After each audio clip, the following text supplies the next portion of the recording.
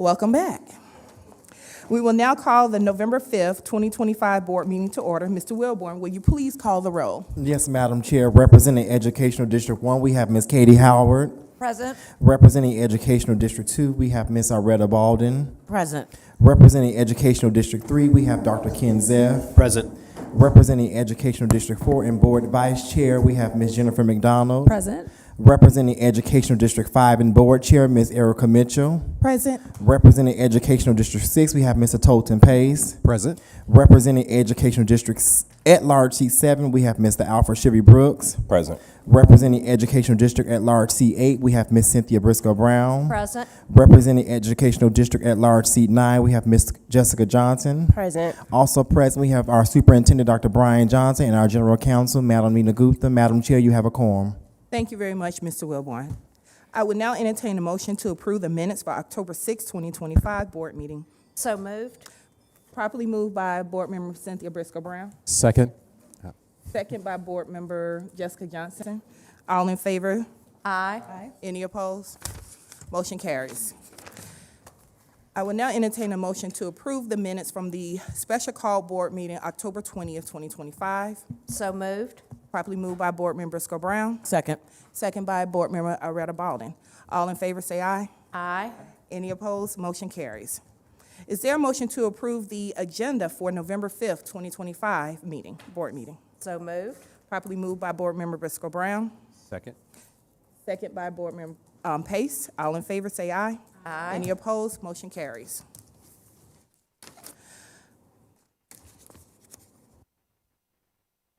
All right. Thank you, Madam Chair. This afternoon, we have 4 presentations that are directly aligned to the priorities that are outlined within the 25 to 30 strategic plan.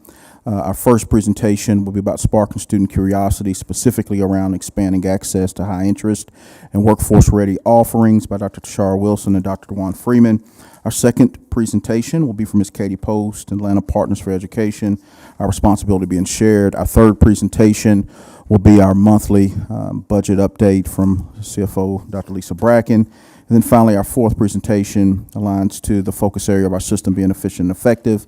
And we'll have multiple members of our team that will share an update on our comprehensive long-range facilities planning efforts ahead of the first read. We look forward to engaging in thoughtful discussion.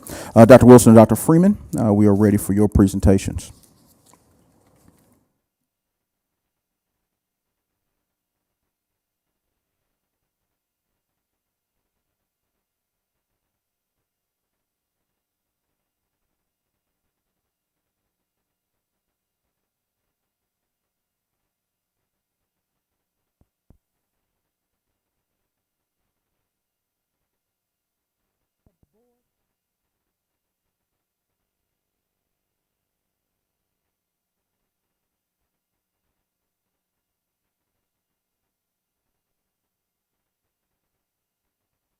Tashara Wilson, proud principal and CEO of Atlanta College and Career Academy. I also serve as interim executive director for college and career readiness. Joining me this afternoon is Dr. DeJuan Freeman, CTAE director for APS. Our CTAE expansion aligns with the district's focus on sparking student curiosity. We'll begin with a presentation. We'll begin our presentation with a data review led by Dr. Freeman, following a strategy session to talk about the expansion. Thank you. For college and career readiness, we have 3 key performance indicators: post-secondary enrollment, pathway completion, and accelerated enrollment that are aligned to the CCRPI. Our baseline for these indicators was set in 2024, and we have a 7 percentage point increase for each indicator as our target by 2030. In 2023 and 2024, APS held a 58% seamless post-secondary enrollment rate. Several schools earned increases in seamless enrollment, most notably Best Academy with a 29% percentage point increase. The table on the left offers a summary of pathway options, including advanced academics, CTAE, fine and performing arts, and world language that is offered at each school. which represents an average of 12 pathway options per school. On the right, you'll see a screenshot of our CCRPI data showing an increase in both pathway completion and college and career readiness, an increase of 4.60 and 9.19 percentage points respectively. We are incredibly proud of our accelerated enrollment data, particularly the increases we are seeing in advanced placement. Here you will see trend data since 2019 that shows not only an increase in the number of students tested, but also a steady increase in the number of students earning a readiness score on their exam. And finally, we would be remiss if not to mention the outstanding data from our 2025 Partners of the Year, Achieve Atlanta. Since 2015, Achieve Atlanta has awarded over $70 million in scholarships to 6,767 APS graduates. Achieve Atlanta also supported 72% of the class of 2025 with FAFSA completion, which exceeded the state and national completion average by over 20 percentage points.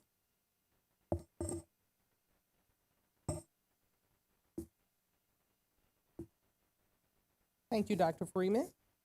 Now that we've reviewed the data, we'd like to shift our focus to the strategies driving our next phase of work, expanding access to high-interest, workforce-ready opportunities for all students.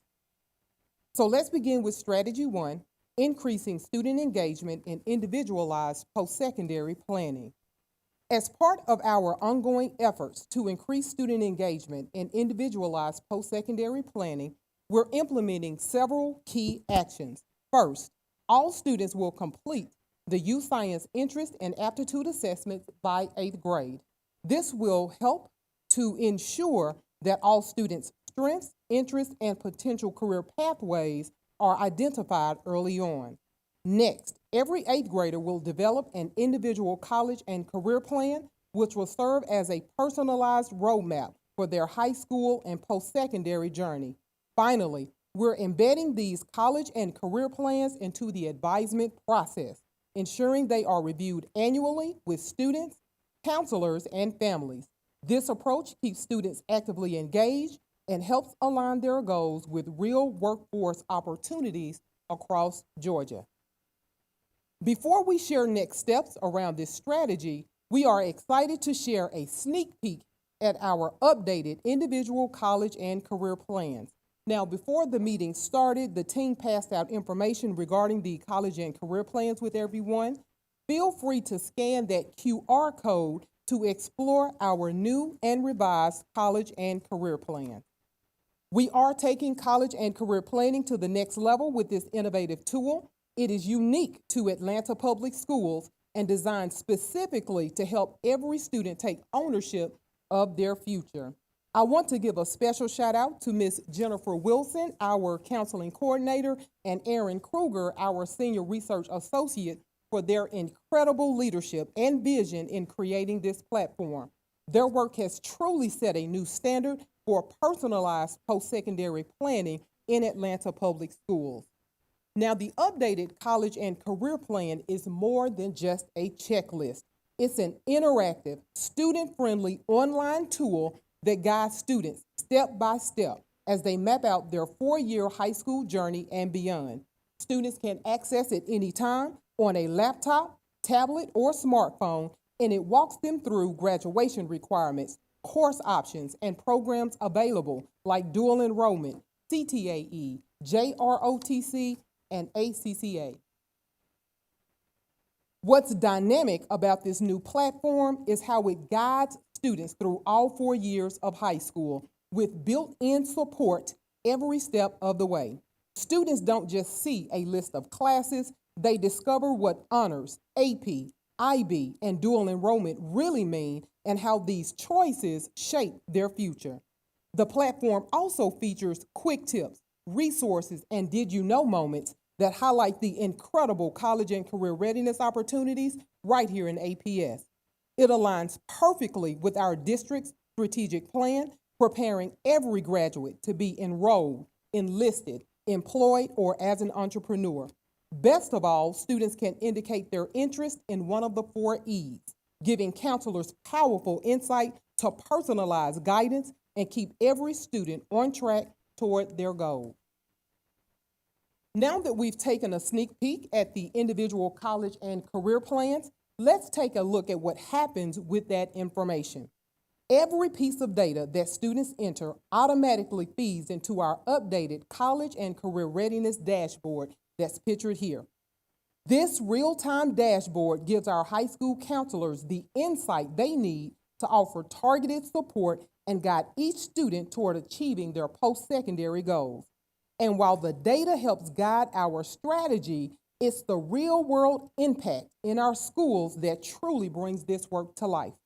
One powerful example comes from the Frederick Douglass High School, where the team has increased the graduation rate by an impressive 30 points. We're excited to share a recent news story that showcases how Douglass is using one-on-one advisement meetings and dual enrollment opportunities to help prepare students to achieve their post-secondary goals. Let's take a look. Frederick Douglass High School seeing success tonight in the number of students graduating. They're celebrating growth over the last couple of years. The school says it's seen nearly a 30-point increase in graduates since 2022. Just 3 years ago, the district had a 62% rate. That number's now 89%. Today, we were at the school as faculty met to talk about the graduation growth. The principal says that there are 3 components to success. Most importantly, they understand this is not going to be one size fits all. One of the most important things that's prior to this meeting is that all of our counselors have one-on-one meetings with our scholars. During that time, they go over their credits and they talk about their career paths, and then they make the necessary adjustments or provide the kids with the resources that they indeed need to ensure that they can go the path that they think is best for them. That one-on-one support is so key. So this is the valedictorian from the graduating class of 2025. We got to talk to him today. He's now attending Georgia Tech on a full ride scholarship. He remembers the dedication it took to get there. It was definitely hard work. I did ACCA my 11th grade and my 12th grade year to boost my GPA and to prepare me for college. So ACCA allowed me to take college courses that would transfer once I go to college. So it was a constant grind every single day. And it is paying off. Adonis says that his career ambitions include being the mayor of Atlanta someday. So, you know, Georgia Tech and Mayor Dickens' shoes there. He will have a leg up as he's currently being mentored by Mayor Dickens himself. All right,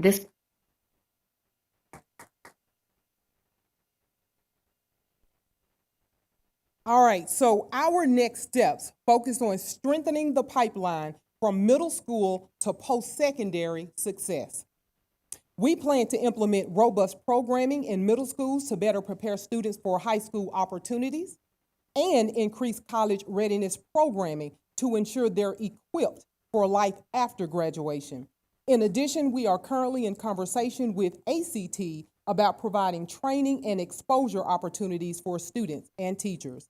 We've also noticed that while many schools are already hosting fantastic college and career events, attendance is often low. So we're exploring strategies to boost participation and engagement to maximize impact. So here's an example of some of the college and career readiness events and activities happening over the next 2 weeks. And as you can see, our schools are doing a fantastic job of hosting activities. However, they do need help getting the word out. So to help, we're launching an awareness campaign with strategic marketing that leverages our faith-based partners, our parent engagement office, and our communications team to share events happening in each school. Our goal is very simple: to make sure more families know about and take advantage of the great opportunities already happening across our awesome district. Strategy 2, our second strategy, is all about capacity building. Some of our current actions include providing targeted professional learning to school counselors to help them support the new requirements of Georgia's Top State for Talent.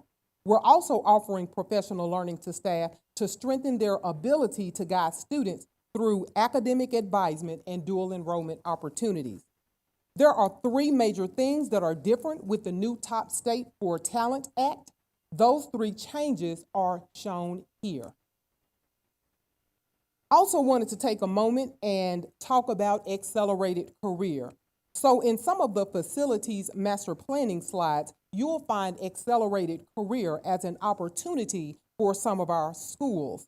Accelerated Career is an amazing dual enrollment program that allows eligible students to fast-track their education. Scholars can substitute some of their required high school credits with post-secondary credentials that are aligned to in-demand careers. Where traditional high school students must earn 24 credits to graduate, Accelerated Career students need only 9 high school credits, plus one of the technical college credentials you see listed here on your screen. Even better, Accelerated Career Grant covers the cost of the student's chosen pathway up to an Associate of Applied Science degree, removing any financial barriers and helping students enter the workforce prepared for high-demand, high-wage careers. Our next steps.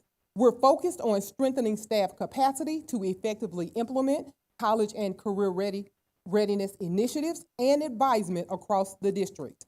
While there is strong college and career readiness work already happening in our schools, ongoing professional learning for school teams will be essential to ensuring we continue to grow our capacity and graduate all students ready for college and career.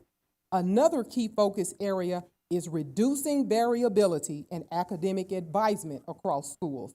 We recently met with school teams to identify those advisement strategies that are already being utilized. Our next step is to create an academic advisement toolkit that highlights best practices and provides schools with consistent, high-quality resources to support their advisement programs. Our third strategy centers on expanding access to high-skill, high-demand, and high-wage pathways across the district. Pictured here are the 3 strategic drivers we utilize for pathway expansion. We do utilize workforce demand data, recommendations from the Metro Atlanta Chamber, and youth science student interest and aptitude data. Now that we've explored the drivers for pathway expansion, let's take a quick look at the current programs we offer. As you can see, we offer a robust variety of programming, whether through homeschools or ACCA. And here's a closer look at the programs available on ACCA's campus. And this slide also highlights the many dual enrollment opportunities afforded to students. These are additional dual enrollment opportunities available to all students. These are accelerated career pathways available through Atlanta Technical College. And before we close out today's presentation, we do want to pivot and highlight a few more students who are already taking full advantage of the incredible opportunities available in APS. Ladies and gentlemen, I am excited to introduce you to Mr. Christian Garcia. He is a senior at North Atlanta High School and a second-year scholar at Atlanta College and Career Academy. Christian is on track to graduate with dual pathway completions in cybersecurity and automotive technology, earning 3 technical certificates of credit and 35 college credits from Atlanta Technical College, all before finishing high school. Inspired by his grandfather, a retired military pilot, Christian turned his love for cars into a career. He now works at Hennessy Lexus of Gwinnett as an automotive technician while continuing his studies. After graduation, Christian plans to enter the automotive industry full-time with a goal of becoming a shop foreman at Porsche. Christian's story shows how APS students are graduating college, career, and life ready, equipped with real-world experience and industry credentials that open doors to success. Here is another example of excellence in Atlanta Public Schools. This past year, 100% of our HVAC students passed their end of pathway assessment, earning their HVAC certification. Thank you. This means every single one of them graduated ready to step directly into a high-demand, high-wage career. One powerful example is Jahiri Pierce, a May 2025 Douglas graduate and HVAC pathway completer. Jahiri earned his certification and wasted no time putting it to work. On the very first day of school this year, he returned not as a student, but as a proud HVAC professional ready to inspire the next group of scholars following in his footsteps. And this is what our work is all about, ensuring that all students graduate enrolled in a 2 or 4 year university, enlisted in the armed forces, or employed in a high-demand, high-wage career with opportunities waiting for them the moment they graduate. As we look ahead, our focus is clear. We are committed to helping every student graduate college and career ready. Our next steps center on 2 strategies. First, we will conduct a comprehensive study of the Chamber's pathway recommendations to determine the feasibility of implementing new high-impact programs by fall of 2027. Second, we will expand access to high-skill, high-demand, high-wage pathways, programs that are directly aligned with student interests, student aptitudes, and the evolving needs of our regional workforce. Thank you.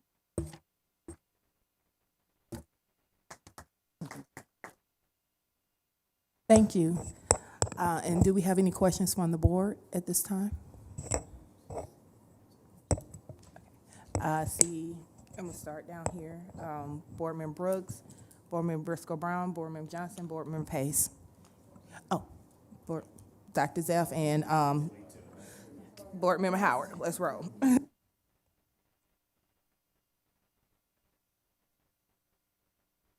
Okay, thank you so much for the presentation and the student spotlights. That's really helpful to give a better perspective of kind of how the impact that the work is having. Curious about the individual college and career plans. Are parents also going to have access to this as a resource so they can follow along with their child? And then also I see the kind of fit in some of the options. I would advocate for financial readiness to also be a component to make sure that they're prepared for whatever their next step might be. Yes, ma'am. The students actually have the opportunity at the end of the college and career readiness upload to share a copy with their parents, so that the parents also can have access to the college and career plan. Actually, that was my question as well, but I'll follow on. You said they have the option. Is there an option not to share it as well? Sure. So My point here is that particularly if we're talking about middle schoolers, then it would be helpful for parents to be able to have access to that and understand the results and the planning that goes into this. Good afternoon. There's kind of 2 things that we're working on. One, to go back to Board Member Johnson's question about financial readiness. This individual college and career plan has evolved from what was previously in the Bridge Law, the individual graduation plan. And we actually launched this version, a version of this digitally last year. So we had a lot of lessons learned, one being that financial readiness component. And so this year, one of the things that students can self-disclose, and they've already started completing these ICCPs as of 2 weeks ago, is that they are able to identify for their families if they believe that they're going to need some more support in the areas of scholarship searches, making financial aid decisions, those kind of things. They can also self-disclose if they think they're going to need support in finding college entrance exam support. And then the third area that they're able to share is whether or not they think they're going to need help finding that college that is a fit for them. We know Georgia Match provides those match letters, but there's more to selecting that college than just your academic profile is a match. The other thing that we added based on lessons learned from last year was allowing students to self-disclose if one of their parents went to college, so that we can more readily access which one of our students are first generation, because there's additional supports that are needed to families for that. Regarding your question, Board Member Briscoe Brown, about parents. So that is a part that we're trying to work on. So when we created this IGP last year, we worked very diligently with the DIG team on that data. So yes, right now, students are entering parent email, but it also automatically is being emailed to our students' APS email account. And then what our counselors are doing is alerting parents that it's there so that they can access it. When you all looked at the QR code, it's also something that a parent can access anytime with their student. So even though the student may complete it once and we receive that data on it, and we now have access through APS graphs to look at their data anytime, and high school and middle school can look at it vertically, parents can go back in with their student at any time and, again, see the videos that are embedded in it, see the choices that students have, and it really walks them through in a very student-friendly manner about what making that four-year plan looks like. But we still have that goal of it automatically being sent to parents. We're trying to work around that communication between Infinite Campus, and then Qualtrics is what we use to build this platform. Sorry, and just quick, can you clarify, is it a requirement for every student to have a plan? Is that what we're saying? It is a requirement, and last year, we had one of our schools, because of the timing that we developed this, all students did have, 95% of our eighth graders had an individual graduation plan. A version of this digital plan that is already accessible to our ninth grade, we had, of all but one large school that needed to start before it was out, we had 94.13% of our traditional and single-gendered schools completed it last year. So this isn't our first year, and we want to be at 100% for all schools, including our charter and partner and purpose-built schools this year. Thank you. Board Member Brooks. All right, thank you. Thank you so much for the presentation. I had a couple questions. First, is there any correlation between enrollment numbers at a school and the amount of pathways that are being offered?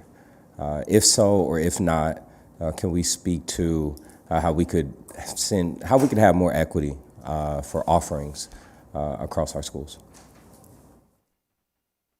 Yeah, I'll start, and then feel free, Dr. Wilson or Dr. Freeman may want to come up and chime in on this as well. In general, the number of, in general, the size of the campus per se, and the number, budget, all the things have a level of implication on just how many different offerings a school is able to offer. And so, in general, the answer to that is yes, there is a correlation. Now, the benefit or beauty of APS and what is offered is through ACCA and through other dual enrollment partners, et cetera. They're able to get a broader brush of access to courses that may not be explicitly offered at their school site. We actually have a good bit of the converse happening where, take a school, for instance, like North Atlanta that's,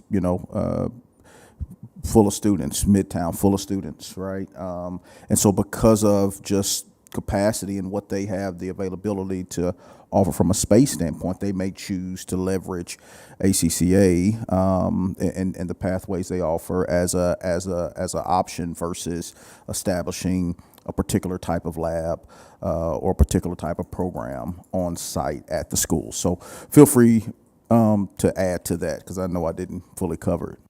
That really is it. I mean, sometimes it has to do with space and, the limitations, but generally it is beyond considerate of enrollment and the opportunity of interest.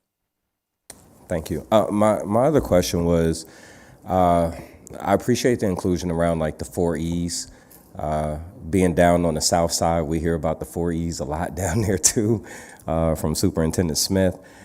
I am curious how we're being intentional about activating the entrepreneurship side. I'm in the firm belief that, we are here to prepare our students to get good jobs, but I also believe that many of our students should be prepared to create good jobs too. And I'm wondering how we are really being intentional about that, because I think just being transparent, being on the ground, I think that's a drop ball too often. And even as I'm listening to the presentation, I'm hearing about a lot of different partnerships and other things, but not so much around the entrepreneurship arm. And I would add on to that also the employment side. I'm wondering how we're being intentional about activating our corporate neighbors in Atlanta to pipeline job opportunities for our students, and how the board could be supportive in making that a more robust opportunity. Thank you. So I'll be happy to respond. Funny you bring up entrepreneurship. This is a huge conversation that we're having to provide students more opportunities. We talked about high impact pathways, pathways that really draw student interest. We are in conversation with Atlanta Tech around offering an entrepreneurship credential. Students can receive up through an Associate of Applied Science degree in entrepreneurship, completely free of charge. The ACE grant, the Accelerated Career Grant, will pay for it. So that's one of the opportunities that's on the table to offer all students, because that is huge, entrepreneurship. Second, I want to give a shout out to Katie Howard, who serves on the ACCA Board of Directors. We are always partnering with industry partners to ensure that we are providing students work-based learning opportunities, to ensure that we are providing students with jobs immediately after graduation, if that is their path. If their E is employment, we want to ensure that it's a high-wage, high-demand pathway in the metro Atlanta area. Does that help? And I would just only add to that, yesterday, Dr. Freeman, I know, had the CTAE partners. They do a golf event where they make donations and they get to golf and we get to say hi and then move on. But I actually coincidentally sat next to one of the MaxAir bosses, and we've got 6. We highlighted one, but there are 6 APS recent graduates that MaxAir has, and they're not the, you know, the MaxAir is big, you know what I mean, but they're not necessarily the largest corporate, you know, type of entity. I think you'll also hear a little bit more when Katie Post presents about APFE and just some of the relationship building that we're trying to do with business and industry, university, everybody, frankly, in general, all of our partners. Yesterday, Carl and I were at Georgia Tech, and we were pushing or encouraging them to let's go deeper in computer science and create some more space for our students to have a deeper exposure and pathway. So we're trying to attack this area on multiple fronts, and so appreciate the work they're doing. Would it be possible to, is it knowable to know who is partnering with us, who is creating these opportunities for our students? And listen, I'm transparently keeping in mind a lot of our corporate neighbors who benefit from some of the decisions that we make. And I'm wondering if they're doing their fair share or if we should be asking for more from them. And I think when we're able to name who they are, either out of gratitude or out of need for more involvement, I'd like for the board to be able to be helpful in that kind of way. Yeah, we'll get a list, and ACCA and others where we know the direct partnerships, we'll send that around to the board. Thank you. Thank you so much for the presentation today. If you want to get me really excited, talk about college and career readiness and workforce development. So I was like writing all the things, and we'll have a offline conversation about some more details and just how I can plug in to help in any additional ways. A couple things I just wanted to highlight and ask a couple questions. So thank you for the work you're doing. I had a chance to come out and visit with you a couple weeks ago for the ACCA recruitment event. Amazing, outstanding. Keep up the great work. Love the partnerships that were on display. Love the variety of students and parents and families that were coming from schools all across our district to show that interest is is there, not just from some schools, but from all schools and families. So that was great to see and to hear and to have those kind of conversations with our families.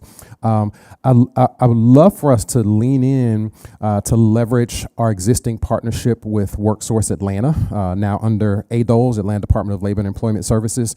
Our own Carl Hill used to be the chair of that board there. Currently, Shelley Goodrum serves on that board. I serve on that board as well, and I'm also chair of the Industry Partnerships Committee. So would love to, Board Member Brooks's question in terms of how we can leverage those kinds of relationships for entrepreneurship and employment opportunities and pipelining. Would love to help out there. So any way I can do that, definitely lean and let me know.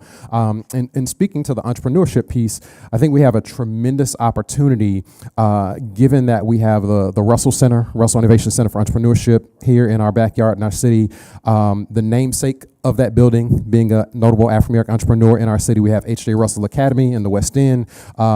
Thinking about geographic proximity to those places, it pipelining into Booker T. Washington High School, where Michael Hollis graduated, one of our most notable entrepreneurs, started the first and only owned African-American airlines in history. And we have Hollis Academy as well. So I think just that pocket right there is prime opportunity in real estate and geography for us to do something from a district perspective that could grow beyond that. So happy to lean in and help there as well, but just wanted to raise that for our awareness and consideration. Let's see, almost done here. Love the high demand career list reference and cross-check and crosswalk there. I know that list comes out regionally from our regional folks, and so glad that we're doing that cross-check. And then last but not least, as we look at there were two things that related. 80% of APS seniors completed 3 or more college applications on the slide for Achieve Atlanta. Is that specific to Achieve Atlanta kind of cohort students, or is it APS seniors across the board?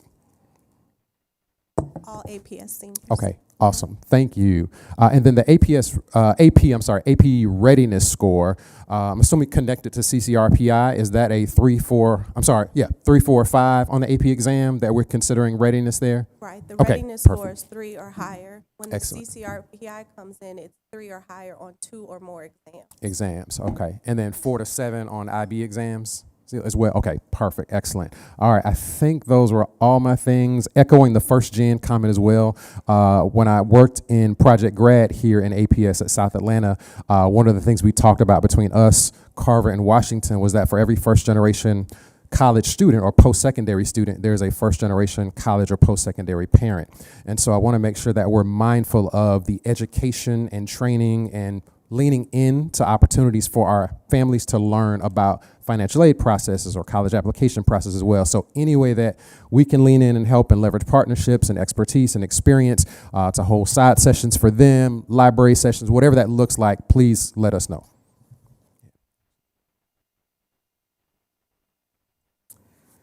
And I do have one quick question as we circle around. Slide 7, the chart had a graph, it wasn't a chart, it was a graph, of the students that were not achieving readiness. And so my question around the gray area is, what strategies are you implementing to increase the students' for readiness?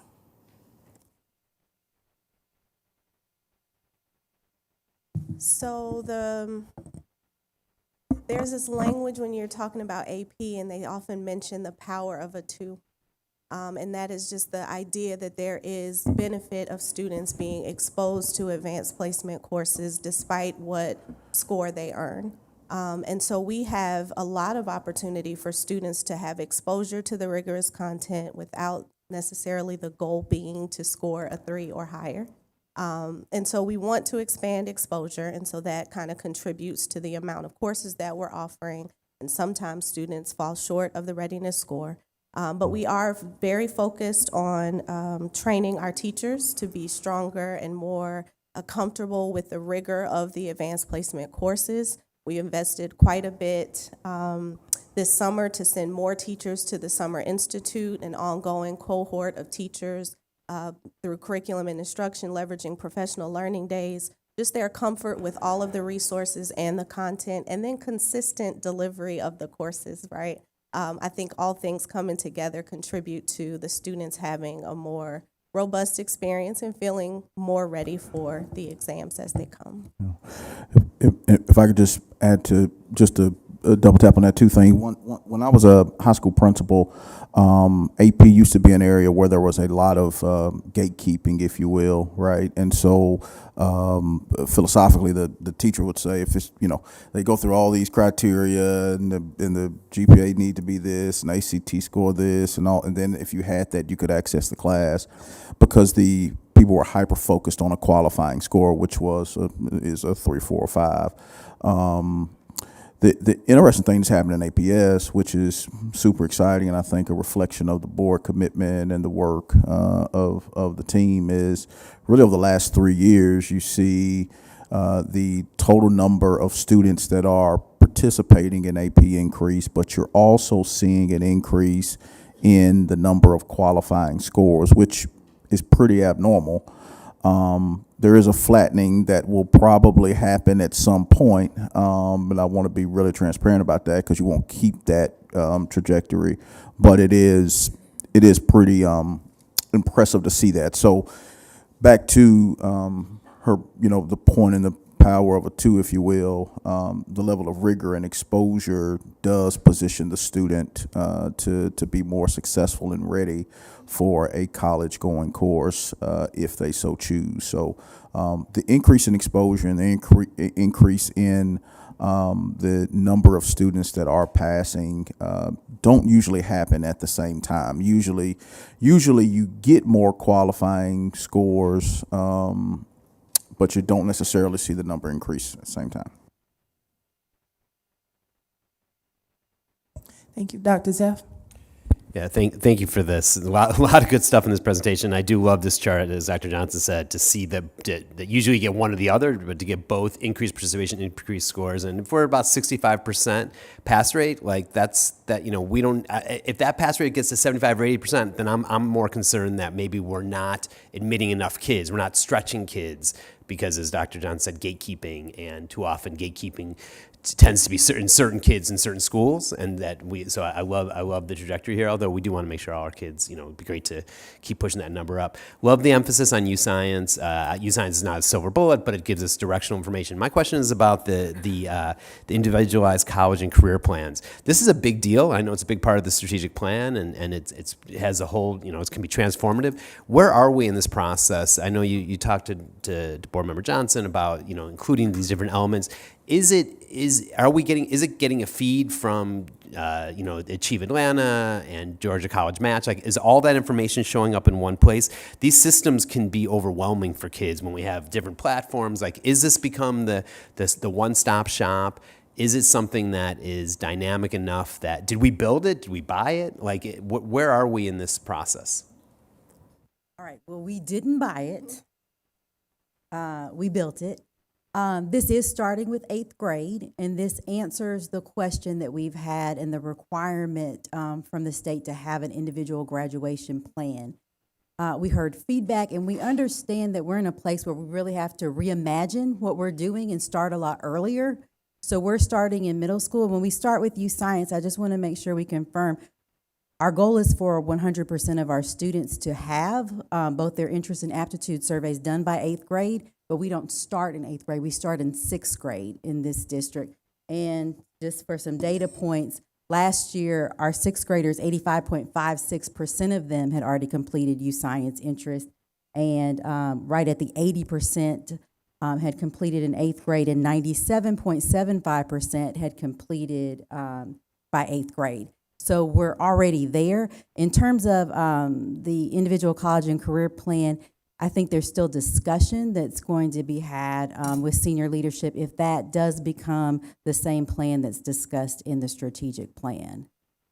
All right, well, I would just encourage us to not have, and the U-Science data flows into ICCP, into this plan, into this application? So U-Science doesn't have the ability to do that. So what we're doing with students with school counseling, this comes as a lesson, not as something that students are doing by themselves in a vacuum. So students know what their top 3 interests or aptitude. They bring that into and they bring that in. because students are going to have to kind of consider, U-Science may have one dream for them, and that's a chance where they've discovered some career clusters they may not have been aware of, but they also have the autonomy to decide based on their own interest or their own dreams for themselves what their choices are going to be. I appreciate that. I would just encourage us to make this as simple as possible, because there's a lot of swirling data sources here that have that provide a lot of information. And especially when we're talking about kids in middle school, that's a lot coming at kids. And so however we can rationalize that. Come budget season, we may be coming to look for some money to help with that. Well, U-Science is free. The state's paying for U-Science. U-Science is free. We just need some support and some ways to get that data integrated. Integrated into some of the other systems that we have. So we used what we had for free this year, but there may be some opportunities for some other things when budget season comes around. We'll look forward to it. Thank you. I want to say, Jen Wilson, that was pretty good. You did a good job of working in a budget request. I do think, to the point, there have been some conversations, and as this team had been working on this, and this continues to evolve, there is real potential. This is the solve-all, but integration has to take place, so that's an opportunity.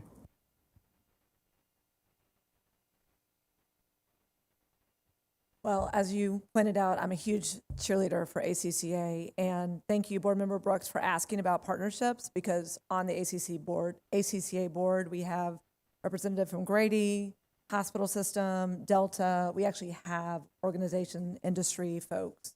And then the really tight relationship with the Metro Chamber of Commerce is huge.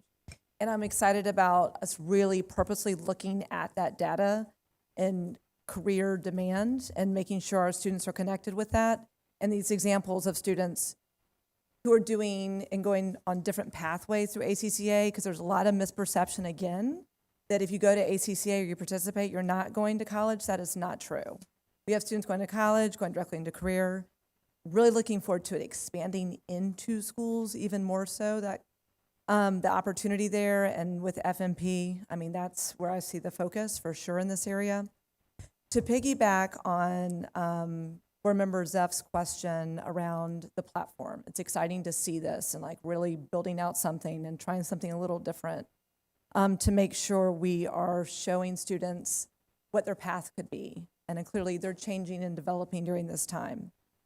I'm thinking about, as we're obviously looking at FMP and looking at the structure of our system and our people, like for a school like Maynard Jackson, you have counselors that are doing a lot, and they're doing a tremendous job, but they're doing a lot in this space, and they've been doing it.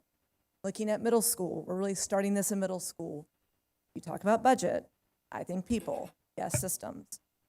What are you all thinking as we're leaning into this space and making sure we're having the right people to help support our students? We obviously have partnerships too, thank you Achieve Atlanta and others, but that's not the case for every school. Can you all give us a little, preview of what you'd like to see happen in this space maybe? And do you think, we've got a lot of great counselors out there, but this is a shift in We support. do have a lot of great counselors out there. I will say that the one school last year, because of the timing when we were able to begin launching this version of the tool, they used the one from the previous year. The only school that was not able to begin the tool at that time, that 8th grade counselor had a caseload of 555 students. And so that's significant, and that became a barrier to being able to get this work done. Now, that counselor this year has the tool earlier, and she's beginning working now, but that's a barrier when you have 555 students to one counselor. And, that goal for the state is 450 to 1, and then the national goal is 250 to 1. Thank you for bringing forward that example, because I think, we talk about the size of our system and our staff, we have the ability to shift, so we make sure we have the right support for our students, especially in this area. So look forward to hearing more from Dr. Johnson and team as we start to shift.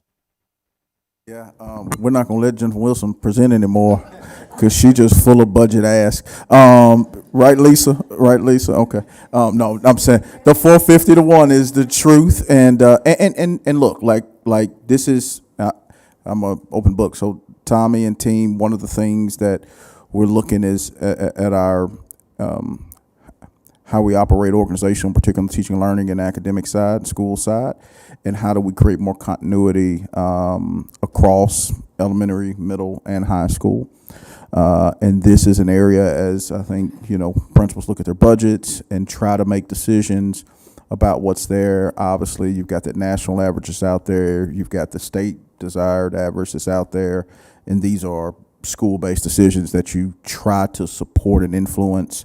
And so that's an opportunity for our folks as we continue to work alongside schools. But look, no doubt, given the counselors' tools and resources and creating some coherence across our district in regards to what we use and how we use it. And on one side of the equation, right, like it's, we know we have students that are very transient in some areas of our community as well. And so creating, again, some continuity from an academic plan standpoint, advising will only be of benefit to us down the line. Thank you for that. And thank you for sharing the realities. And we're talking about how we're shifting to best support with the resources we have. Appreciate you all. Thank you all very much. And partnerships were mentioned. So let's post. Give us an update on APFE. Good afternoon, everyone. Thank you, Chair Mitchell and members of the board for giving me the opportunity to share an update on Atlanta Partners for Education. I'm Katie Post, Executive Director of APFE. And as you know, APFE is the official foundation and fiscal agent for APS. We connect business, civic, and philanthropic partners directly to the district's most urgent priorities. What makes APFE valuable to APS beyond our fundraising support is our accountability and oversight. Every dollar raised is tracked, managed, and aligned with measurable student outcomes. APFE powers Atlanta's progress by partnering with those who believe that strong schools build strong communities. Let's begin by grounding this work in the district's broader strategic priorities. Actually, oh, there it is. Okay. APFE's work sits squarely within the Our Responsibility is Shared pillar, strengthening the connection between schools, families, and community partners, all important stakeholders. As you'll see in the next few slides, we've aligned our fundraising and operation to mirror APS's strategic priorities. At the same time, we're working towards fundraising for large, evergreen, multi-year initiatives that build stronger communities around our schools. Over the summer, to make it easier for organizations and individuals to get involved, APS and APFE worked together to design a partnerships intake form. This simple, transparent entry point for any prospective partner is located on APS's website and linked on APFE's site to help our partners figure out the best way to reach the folks within the district and within APFE that they need to get involved. This interest form helps each partner summarize their goals and propose their support. It aligns their effort with district priorities and ensures equity and accountability in how partnerships are developed and tracked. Once the partnerships form is submitted, the APS team connects with the organization within 48 or 72 hours to guide them through next steps, including an MOU if a formal partnership is agreed upon. For financial or philanthropic partnerships, APFE and myself serves as the main point of entry. If a district-wide partnership is appropriate, the partner works closely with Carl Hill, Executive Director of External Affairs. For school-based and cluster partnerships, Keith Glass, Program Director for Community Affairs, helps align each partnership with district priorities and ensures responsible stewardship of all funds. As a quick refresher, APFE was founded in 1981 as the official philanthropic and strategic partner of APS. We operate as an independent 501c3 with our own board, and a shout out to Board Member Zeff, who sits on our board. But we work hand in hand with APS to connect businesses, foundation, and community members to the district needs. APFE serves as the district's philanthropic convener and almost a broker, if you will, matching APS's unfunded strategic priorities with like-minded investors. Our key performance indicators. Last year was a rebuilding year for APFE, and the focus was on housekeeping and structuring our process and procedures for future success. APFE raised just over $1.6 million, which was a strong foundation for our growth. This year to date, I'm pleased to report that we have raised $3.35 million in cash and pledges, more than doubling our previous year. And it's just November. Our long-term goal is to reach roughly $5 million annually by 2030. This will be in alignment with the district's growth and demand. These dollars represent These dollars represent partnerships, not just transactions, with donors who believe in Atlanta's children. Behind every dollar are foundations, corporations, and organizations who make these investments possible. This slide highlights some of APFE's current donors who have invested in APS this year. We are proud to have launched a partnership with the Peach Education Tax Credit, which is a new donor to APFE this year, along with Smurfit West Rock. We are deeply grateful to all funders and for their belief in our students and their trust in APFE to steward their investments wisely. As you can see, our partners range from anchor institutes like Coca-Cola, Norfolk Southern, Delta, and Mercedes-Benz, who all support individual schools. The Chick-fil-A Foundation sponsors the entire South Atlanta cluster. And national foundations like the Annie Casey Foundation help build capacity at the central office. The diversity of donors strengthens our resilience and helps ensure that we remain sustainable. We are grateful for all that they give of their time, talent, and treasures. To do this, we've outlined 3 strategies, beginning with aligning fundraising to APF's priorities. Our second strategy is to strengthen financial management and internal processes, and our third strategy is to build awareness and strengthen donor relationships. Our first strategy, to ensure every dollar we raise supports district priorities, from literacy to early learning to facilities planning and workforce readiness. Our current actions. By aligning APFE's board priorities with the district's plan, we have launched a unified corporate sponsorship packet, and we hosted last Wednesday Reimagine What's Possible, a community meeting to convene and engage civic and business leaders around the district's facility planning process. Next steps for Strategy 1 include creating a fundraising menu of APS's unfunded strategic needs, identifying potential donors aligned to those goals, and continuing our meeting with funders to secure multi-year commitments. Our second strategy to strengthen our financial management and process. Once alignment is in place, this will continue to build our internal capacity. Our current actions around Strategy 2 have focused on building the solid financial foundation. We've implemented a new fundraising dashboard, improved donation tracking, expanded payment options, and recruited leaders from Coca-Cola, Mercedes-Benz, and United Way to join the APFE board. We've also developed clear fiscal management protocols between APFE and APS to ensure transparency and compliance. Next steps, we're building additional capacity. We'll bring on a contract bookkeeper this fall to improve our accounting. By winter 2026, we'll plan to identify an independent accounting firm. And by spring 26, we'll add a grants management contractor to handle reporting and other compliance. Our third strategy, finally, we're focused on building awareness and strengthening donor relationships.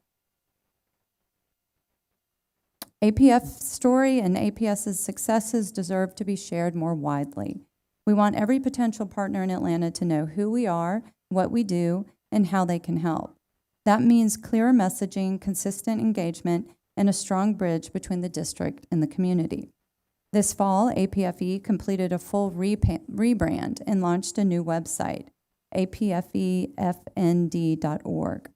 The refreshed brand positions APFE as the official education foundation and trusted philanthropic partner for APS schools, for Atlanta Public Schools, making it easier for donors, partners, and the community to learn, give, and get involved. We are reactivating the APFE Advisory Committee, a network of corporate, philanthropic, nonprofit, and civic leaders who serve as thought partners and advocates for APS and APFE. On October 29th, as mentioned earlier, we hosted more than 72 Atlanta community leaders at Coca-Cola's headquarters to hear from Superintendent Johnson and APS's leadership about the district's long-range facilities planning process. And thank you to many of the board members who were able to join us. The conversation focused on how the community can help reimagine and repurpose APS's underutilized properties into spaces that meet neighborhood needs. Participants expressed strong interest in staying involved, and many, in fact 9, have already committed to joining the APFE Advisory Committee. Next steps, this winter we're identifying new APFE board members to bring additional expertise and connection, and we will confirm the advisory council to maintain consistent engagement. We are also developing a strategy for national outreach to and engaging national foundations beyond Atlanta to help support the district so that we can start to tell the APS story on a national stage. Before I go, I would be remiss in not doing my job if I didn't mention how you can support APFE. We're once again partnering with United Way's Giving Campaign, which will allow APS employees to directly support our students and schools through payroll deductions. An email with details will follow soon, and employees can make their selection to support APFE during open enrollment. In addition, any Georgia residents with a state tax liability can contribute to APFE through the Peach Education Tax Credit Program, a simple way to redirect your tax dollars to benefit APS's students directly. Please reach out to me if you would like more details on how to participate. And lastly, you can log on to our new website on the screen here and make a donation today. Thank you for your time and your continued support and belief in this work. While we're building what we're building through APFE is more than a fundraising effort, it's a shared commitment to Atlanta's children. Thank you so much. Thank you for your presentation. Now we'll entertain questions from board members. We got one and one. Okay. Board Member Brooks and Board Member Dr. Zapp. Thank you. We've been having some conversations around some of the promises that were made around the Beltline TAD. And one of the things that was promised was a $25,000 contribution from some of our corporate neighbors. I'm wondering if you may have any knowledge, or if there is knowledge of whether or not those contributions have been made to APS, and if there is any way to account for which of our corporate neighbors who should be responsible to contribute to that fund, who has and who has not. I am not familiar with that and have not received any of those donations through APFE. That doesn't mean that they weren't made to APS or in another way, but I would be happy to work with the team and try and figure out where we stand on that.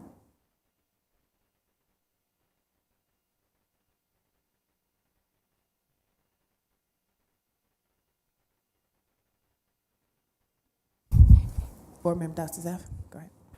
I just want to thank you, Ms. Post. You've brought professionalism and forward-looking alignment with the district to this. I mean, there's I think as Board Member Brooks mentioned on the previous conversation, there's a lot of energy in the corporate community to get behind an APS that delivers on its promises and does good things with its resources and is responsible stewards of its resources. And I think you're building that at APFE. So thank you for your leadership. And thank you so much. And I like how you said that $5 million is in the bag already for this year. So I'm looking forward to running through the tape. Yeah, definitely. I heard that anyways. Yeah. I don't know.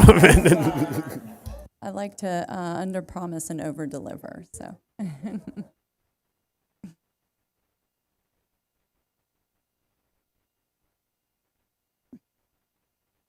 Thank you so much, Katie, for sharing. Love the vision and strategy for where APFE is going next.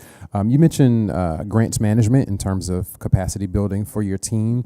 Does that include, I know your background, of course, as well, but does it include someone who would be focused on, say, grant writing, for as far as our needs are concerned? Yes, absolutely. I hope to hire someone who has that skill set of grant writing and grant management as soon as this spring to help build the capacity of, as a mighty team of one. Definitely would look forward to adding more hands and to be able to reach out to more donors and submit more grants as soon as we can. Absolutely. Perfect. And then two final quick questions. One, you mentioned the ability for individuals, certainly our own APS employees, to give and donate through payroll, and then the Peach education tax as well, Peach State education tax. Are there any other, I guess, opportunities or strategy around individual giving that you might be thinking about or looking at just for kind of an everyday community member to give, anywhere from 5 to, Yes. Yeah, in fact, we thousand. have just recently, in light of the government closure, we've been working to solicit small donations to help with emergency food drives, and have to date, I think, raised about $24,000 directed towards that. Large majority of those are from individuals. So yes, you can go on our website and click on the drop-down menu and pick emergency food donations to make a donation today for that. But yes, we hope to continue to increase and do smaller campaigns like that where individuals can get engaged at small dollar amounts. Perfect. Thank you. And then lastly, as we transition, I know that, historically, a number of our schools, particularly those in the North Atlanta cluster, have had foundations that support their individual schools. And there's been an appetite for, how can we do something similar for other schools and other clusters or parts of our district? And so just curious, as we look at the refresh of APFE, conversations around how individual school foundations integrate, connect, work with, collaborate with APFE, like just kind of what does that puzzle look like? So we don't have to talk about it here, but just kind of something I wanted to put out top of mind so we can. It's a great question and very timely. I actually have been talking to a number of individuals that are looking to start foundations for Douglas, for South Atlanta, and I believe also for Carver. I'm trying to help them understand like the pros and cons of starting a foundation, and in fact have been in conversation with the folks at North Atlanta. They also encourage people to enter into these conversations and this consideration with all of the knowledge. It is taking on a large financial responsibility. There's a lot of compliance around tax report and things like that. So my job to date has been educating folks on what it actually means to run a foundation. Also, some of the outcomes of the North Atlanta Foundation, even recently, have not been as great as they had hoped. So I'm working with everyone to encourage them. You can use APFE as your school's foundation, and I can create unique URL names. I can create web landing pages where schools can drive their donors to, so doesn't look like it's coming through APFE, can go directly, and the money will go directly to the school or to the cause that they designed with the principal, whatever it is that they're trying to raise money for. So we're kind of in the infancy stages of having those conversations, but I have been engaged and involved with a number of folks that are interested in that. Excellent. Thank you for that. Super helpful. Thank you. Thank you Thank very y'all much, so much. Katie. All right, Lisa, ready for the financial update?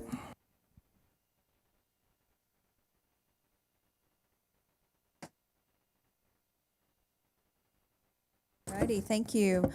Good afternoon, Board Chair Mitchell, members of the board, Dr. Johnson. Today I'll present 4 topics related to finance. First, I'll be providing you with the financials for FY 2026 for all activities occurring in the months of July through September. Next, I'll present to you the first quarter report out from student activity accounts, and we do not have any budget adjustments this month.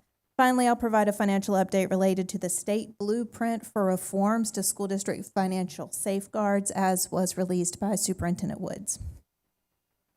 With the next 4 slides, we'll cover the FY 26 financials for the first 3 months of the fiscal year. So far, we've collected 4.97% of the total resources budgeted, with local at 3.23%, state at 12.02%, and other at 3.93%. Tax bills for Atlanta were due October 31st, so we will see a significant increase in collections for local on the October report we bring next month. We're currently trending ahead of pace for revenue collections this year. We did secure the TAN funds and are currently earning interest on those dollars at a greater rate than what we borrowed them for. So, meaning the impact of the TAN shouldn't be a net positive for revenue for the district. On slide 7, we see the budget to actual expenditures so far for FY26. Spending in all functions is appropriate for this point in the fiscal year. And on slide 8, we see the current spending trend for FY26 against the 25 trend. While we're currently ahead of pace, we are attributing that spend to the timing of large expenditures and do not expect a continuing trend towards overspend in salaries and benefits. Currently for FY26, we have anticipated using $13 million of fund balance, which will mean we have a fund balanced reserve of 12.3% of expenditures. However, we are continuing to identify offsets, and if no fund balance is used, will it be at 13.31%, heading back towards our goal of 15%. There are no budget adjustments this month. Agenda item 7.1 includes the detailed information report for special revenue adjustments, less than $1 million that have occurred in October. Finally, I'm presenting the first quarter student activity funds accounts. So far, the revenue collected is approximately $1.42 million. Spend is around $900,000. This is typical for this point in the year. Details of this report can be found in agenda item 7.2. My final section will provide an update on the state blueprint for reforms to school district financial safeguards. On October 15th, State School Superintendent Richard Woods released a statement that would implement additional safeguards related to district finances. This was in response to a financial crisis at Dublin City Schools that required the state to front the district QBE funds. While any reforms would still need to be approved by lawmakers, we wanted to take the opportunity to address what we're already doing in support of financial transparency and sustainability so that we end what the recommended changes could mean for us.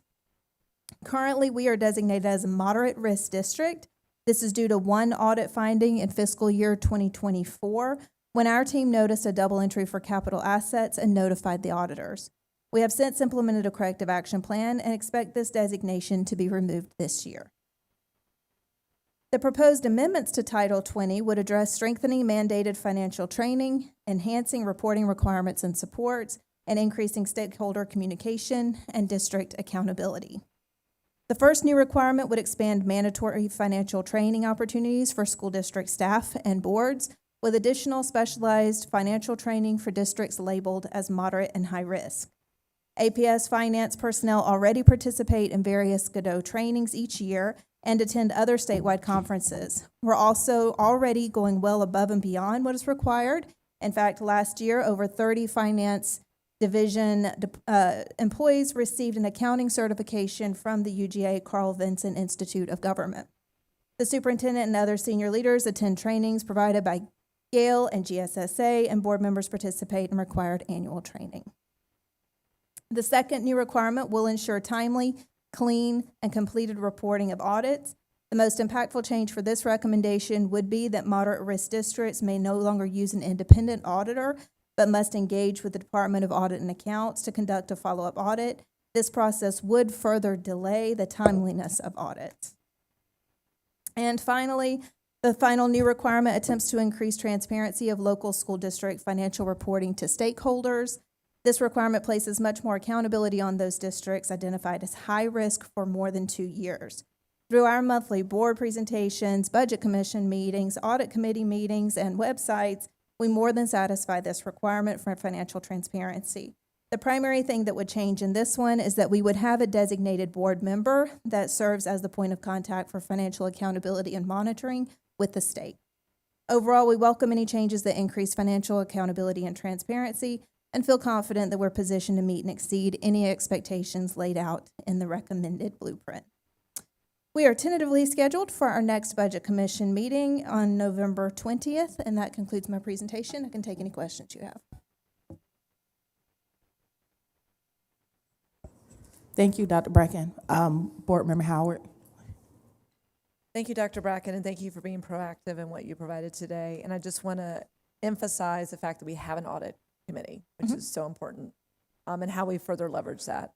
So also, reminder to folks, before I do it again, November 20th, our main responsibility, of course, is to be very good stewards of the taxpayer dollar, our fiduciary responsibility to make sure we have a balanced budget, and we are coming away from fund balance and spending that. So want to encourage my colleagues to pay close attention on the 20th if they cannot attend, and always encourage everyone to be part of that conversation. So thank you. Are there any additional questions? Board Member Johnson. Sure. Just a clarifying question around the new requirement around an additional audit. Are there additional expenses for the district regarding that? No, so we still don't need some clarification. We are just interpreting from the email that we received. But what it seems like is if you are designated as a moderate or high-risk district, that the state would want to do the audit themselves. What we do know, though, is that a lot of districts that are using the state auditors, typically that's a very long process because it's they're covering a lot of different districts. And so that's why we would foresee that delaying our ability to get our audits in if we had to go with the state. But again, we are anticipating that we remove that moderate risk designation within this year, and so that shouldn't be a problem for us going forward. Thank you very much, Lisa. Thank you. All right. Next presentation has several presenters. It's an update on APS 2040, and includes recommendation, but also next steps around that. I believe, I know that HPM is here. Dr. Bradshaw, I know, will jump into a portion of this, as well as Chelsea Montgomery and several others. So the first few presenters can feel free to come up, or you can do as you wish, but it's a multifaceted piece. The first couple of slides we'll hit are aligned to strategic plan, and just a reminder in regards to the district's work that, everything we work to do will be fully aligned to the 6 areas identified, and that our people are our strength, our responsibility being shared, working to make sure that our system is efficient and effective as possible, and then obviously on the academic side of the house, making sure that we're strengthening our instructional core, caring for every child, and working to spark student curiosity. These being kind of the areas we spend a lot of our time, energy, and effort, and everything we do being aligned to those. I'll turn to Dr. Bradshaw, who will kind of take us through historical timeline, and then he'll pass it on. Okay, thank you so much, Dr. Johnson. This slide is a historical timeline of the APS facilities planning since 2011. The terms merging, redistricting, rezoning, consolidation, repurposing, and closures will always be a part of the K-12 facilities planning as communities grow, enrollments decrease, and when there are population shifts. If you'll notice, back in 2011, there was a major district-wide rezoning. APS initiated a major redistricting process to align attendance zones. Then in 2013, there was a middle school boundary changes, merger of Cohen Middle School and King Middle Schools, one school, one facility closed. 2015, 2016, closure of Bethune Elementary and the opening of a new pre-K 8 STEM Hollis.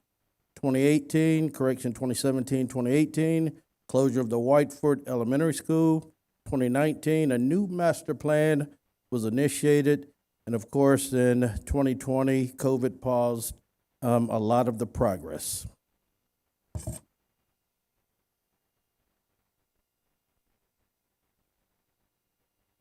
You also notice the timeline continues in 2022. Douglas Ninth Grade Academy opened at an adjacent site to address specific concerns at that time. And in 2023, rezoning efforts to relieve overcrowding conditions at Midtown and Jackson cluster schools. And in 2025, the Woodson Park Academy K-8, Boyd Elementary School, F.L. Stanton, John Lewis Invictus Academy, rezoning to alleviate overcrowding at Woodson Park and Academy K-8. All right, with today's agenda, we displayed a timeline because we thought it was important to learn from past experiences before moving forward. Today's agenda will cover a comprehensive long-range planning, academic programming, budget efficiency, and repurposing opportunities. In moving forward, there will be a strong emphasis on academic programming, fiscal responsibility, and establishing a viable plan for repurposing buildings. Before I turn it over to Tracy Richter, our consultant from HPM, I want to say that we are committed, that we remain committed to community input. This slide shares with you that we formed a task force when we began this process with key stakeholders. We hosted more than 50 community meetings, not to mention the one-off meetings that we had with community members. We responded to more than 600 Let's Talk messages, and we received 7,000 community survey responses. And at this point, I'm going to ask Mr. Richter to come forward. Thank you, Dr. Bradshaw, members of the board, Dr. Johnson, Board Chair Mitchell, thank you for having me here today. I'm going to cover some of the recommendations that we'll see in the long-range facilities plan. As you can imagine, there's a lot of moving parts here as we go through this, and there's a lot of continuing conversation that we'll have as we go through this. The first piece is obviously how we make sure that we're expanding our program offerings through a good facilities master plan, which includes investments into your current high schools that kind of leave the center of the city very strong academically and attract students back to into the core of the city. So a district-wide School of the Arts and Early College campus at the Carver campus will be a priority project at a point of a next eSPLOST. Facility renovations, maintenance and deferred maintenance has to be upgraded in there. But this will also create an elementary school realignment because it will be a boundary of choice. And so the boundary realignment will allow for increased enrollment opportunities for the South Atlanta and the Booker T. and the Washington clusters in here. And so at Washington High School then, in priority renovations, once again, this will remain a cluster school, but it will also be a district-wide choice for expanded ACCA courses, and then what you heard about accelerated programming at this school, and then expand the STEAM pathways to partner with more medical pathways in here. Increased opportunities, and again, the opportunities for students that might be at schools that are facing more capacity overutilization issues to have a choice into a school that's very close to them. And so this could offer some opportunity beyond just construction. So also ensuring that reinvestment into parts of the district are important too. So new elementary school that will combine some elementary schools for some operational and educational efficiencies that also will avoid some future deferred maintenance costs for the district will be in this Usher, Collier, and Scott combining schools. Now, elementary new construction, major modernization in the North Atlanta area that consolidates Smith Elementary. And again, this is part of an ongoing community discussion, making sure that we make the right decision for this area and try to just maintain a boundary that will maintain that school structure. And so there's a lot of background work that will have to be done to make sure we're making the right decision when it comes to modernization and an addition or just a new construction on this site.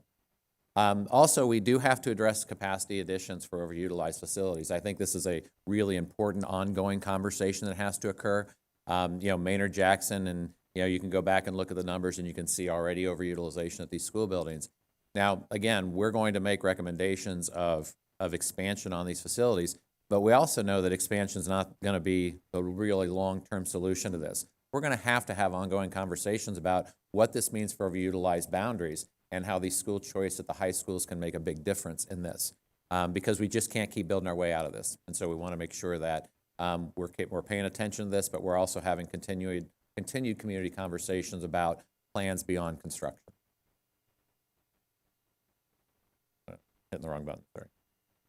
Now, the recommendation of how to repurpose schools and why to repurpose schools. Obviously, this is a hard conversation to have, and I'm going to tell you, it's a national conversation that's occurring, and unfortunately, you are in part of this national conversation. And so, when we talk about what we have to do to realign our facilities for the future, speaking about the underutilization of facilities and how small school size impacts your educational delivery model are very important. Ineffective or inefficient use of dollars that get redirected to too many facilities out there takes away money for kids. And we do know that. And so, but addressing the right school size, for Atlanta Public Schools, and I think this is the unique conversation that every district is going to have during this adjustment in the public school system. Budget shortfalls come into play. We also know that we've tried to drive through that this is a real programmatic driven program, but it all comes back to budget. Programs are driven through budget. And so when there are budget shortfalls that you anticipate out there, when you continue to use, rainy day funds to source schools like this, it will become a longer term challenge for you. And most school boards are going to face this. It also leads to a lot of inequity in programs. And, the ability for students to access programs and the robust programs that you want to offer aren't available to everybody because resources do get spread too thin. And so although these aren't comforting kind of reasons for the communities out there that will be impacted, they are the reasons that we have to look at. But to have that ongoing conversation about why these are impactful and why when this happens, our students, and we understand that these communities, how much they get impacted. And so our schools recommended for repurposing, go down the list, and these are alphabetical order. There's no order to these yet. There is an extended timeline out there for how we get this done. But they include Cleveland Avenue Elementary, Continental Colony, the Douglas 9th grade campus, and I want to be sure that we're stressing it's a campus that will reemerge into the Douglas High School main campus. Dunbar Elementary, F.L. Stanton Elementary, Finch Elementary. The Jackson Primary Campus, there's also approval for some charter consolidation. Perkinson Elementary, Peyton Forest, and Scott Elementary, the Smith Intermediate Campus, Selvin Middle School, Toomer Annex, and then the Usher Collier. Now, again, some of these are dual campus solutions. Some of these are reassigning early childhood into elementary schools, which is your goal to get them all into those early elementary schools. And so, but all of them are going to require an ongoing community conversation about timing and when this can occur. We have made a commitment that this process should not go very quickly, because as you go through this process, you're going to have the spring and then the next fall to communicate all the things that changes will impact and change. And so I want to be sure that the community knows that there's ongoing conversations about how we'll get there.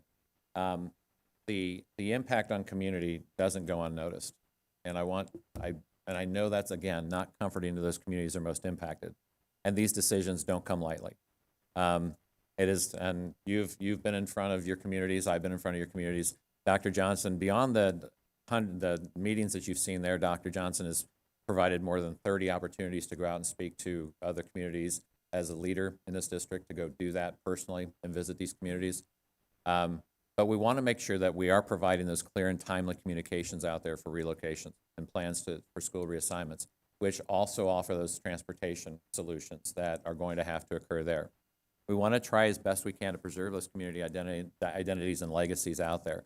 And that takes working side by side with these communities to continue those legacies. Not to be lost in this is a staff and the teachers and all the support staff that make these schools run and where they're going to land in this whole process. And that's a colossal task in itself, making sure that all people are taken care of during this, students, which includes students, parents, and all staff out there. And so understand that this is a broader strategy to strengthen the school district in time. But it's going to take a lot of follow-up. And I've said it all, the hard part of all this is implementation. The plan seems like it's hard, but not until we get to all these steps that we have to do. That is the task that we need to get to. So I'm going to turn it over to Dr. Bracken. She's going to talk some about the financial impacts of this. you. So as mentioned, while this plan was not primarily motivated by the budget and financial aspects, there are many benefits that the district can anticipate from greater efficiencies in our school sizes. So this graphic has been used throughout this process to show how we earn state funds. This is not how we allot to our schools. This is how we receive money from the state based on programming. And with so many of our schools currently below the minimum to earn funding, we're heavily reliant on local funds to continue to the robust programming that we want to see for every student. For the current fiscal year, 78% of the general fund is coming from property taxes and local funding. Less than 20% is coming from the state through QBE funds. For comparison, the average district in Georgia receives more than 40% of their overall revenue in state funds. If we were able to collect state revenue more comparable to other districts, we would be receiving an additional $260 to $265 million annually. That's roughly the equivalent of 5 mills. While the past budget cycle was very challenging, we started with $1 million gap, and through financial discipline, we were able to fully balance the budget. We cut $70 million out of the central office. We amended our pension payment schedule, and we reduced our dependence on fund balance by 84%.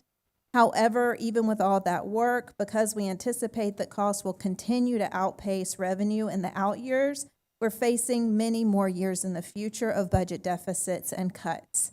We must get into a better financial position so that we can begin investing again in new and strategically aligned programming that isn't always requiring us to do more with less. Through the Forward 2040 process, we're positioning ourselves so many more options and exciting opportunities can be available to our students in the out years. With that.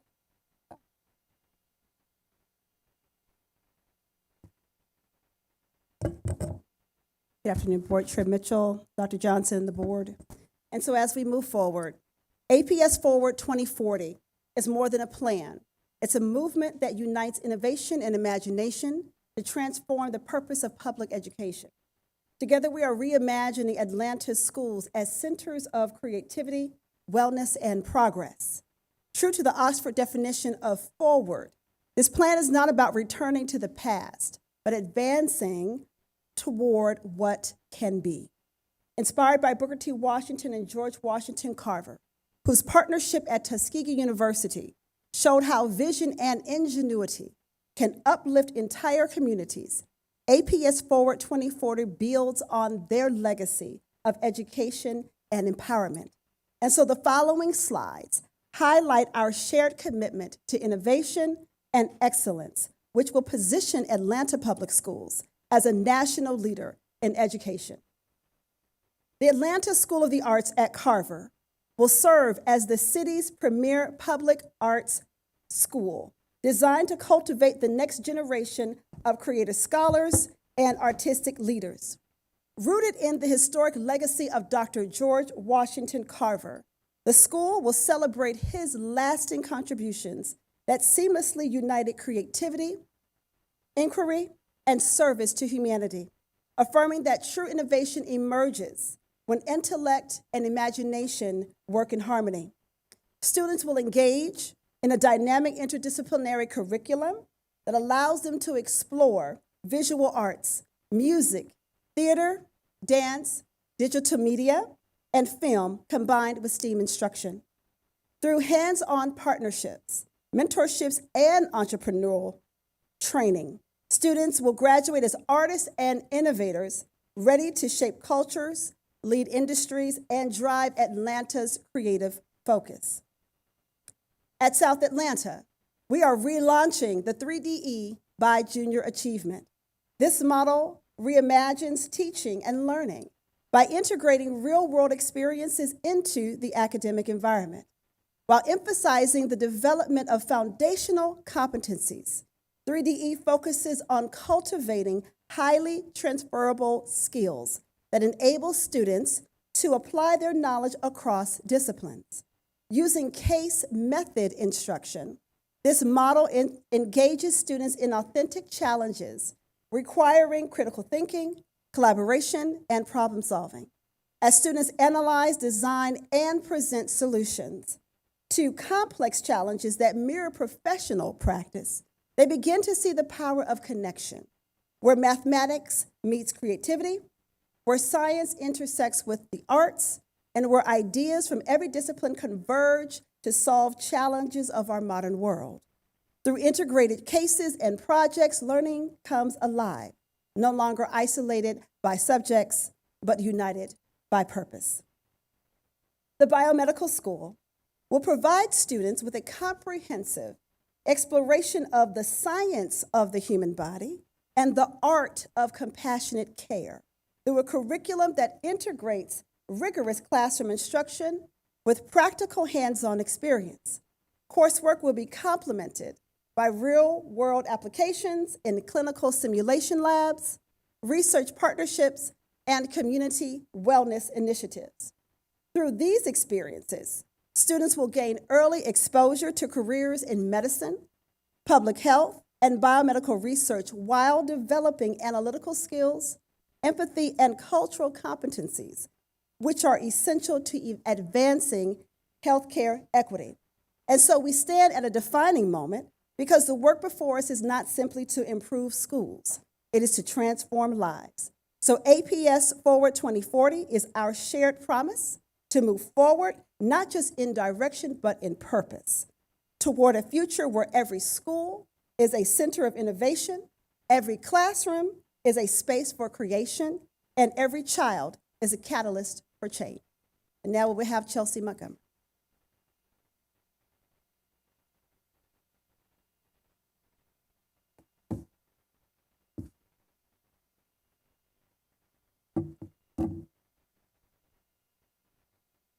Thank you, Ms. Goodrum. Good afternoon, Board Chair Mitchell, Vice Chair McDonald, members of the board, and Superintendent Johnson. What does repurposing actually mean, and what does it look like? Repurposing means giving a school building or a property a new purpose, one that serves both our students and the larger community.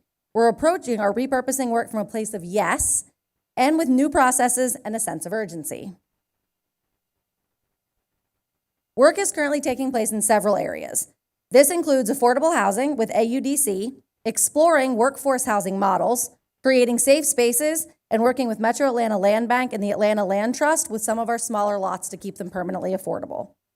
We're working with Atlanta Parks and Rec, and also several athletic organizations have expressed interest in bringing life to some of our existing properties. The community hubs have come from needs that we see here in APS and across our communities. We don't have a front door for early learning access and supports. Some of our most vulnerable little ones are coming to CLL for evaluations. Why don't we have a place where new moms can walk in, get a car seat, a safe sleep storage, and some books that they can read aloud to their kids? We should have that. We need somewhere to host trainings to reduce the time and money we're spending looking for locations to grow our own. We see an opportunity for a one-stop shop for workforce development. These partnerships are out there. They're doing great work. What if we brought them together to invest in our parents and our neighbors across the city? The incubators seem obvious. We have Atlanta Tech Village, an expanded Atlanta Tech Village. Why don't we have a similar model here in the city of Atlanta for our nonprofits? We have talented and invested adults that may or may not be able to afford the overhead to support and teach our students outside of traditional school hours, including evenings, weekends, breaks, and summers. The first meeting of the minds in that space is actually next week. How can we provide care and enrichment in a booth rent type model? We're also working with our early learning partners, historic preservation groups, and plan to engage everyone in the Quest for Ideas process. The areas that I think are interesting, but we've not yet started conversations, are healthy food, healthcare, and senior services.